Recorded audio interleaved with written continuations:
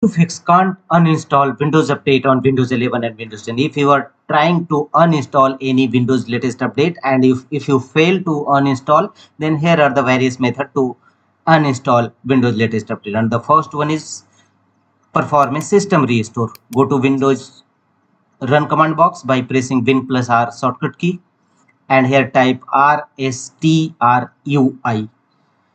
This command will open system restore Windows, restore system files and settings. Here click on next and choose a system restore point, but you can see Windows update is not a restore point, so you will have to first create a restore point. And to create a restore point, close the windows and go to Windows search and type create a restore point and open it. It will open. Here create a restore point. Right now, for the drives that have system protection turned on, click on create and assign a name of this restore point, Windows update. Click on create.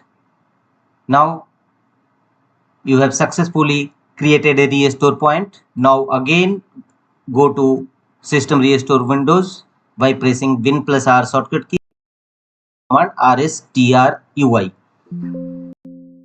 Restore point was created successfully. Close the windows and again go to system restore Windows. Go to run command box, type RSTRUI and click on OK. System restore window will open. Here click on next and you can see Windows update. You have successfully created a system restore point, and select Windows update option and finally choose next and finally confirm your system restore point. This restore point will bring you back to the state when your system was before Windows update. Type CMD and open command prompt Windows, run as administrator mode. And in command prompt Windows, execute the command as shown on the screen. This is the command. Here replace this Windows update number from your desired number. Here you will have to enter your desired Windows update which you want to uninstall, and simply this command will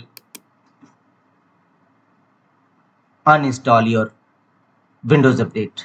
Simply paste it in command prompt Windows and press enter and follow on screen instruction. After that, restart your system and your Windows update will successfully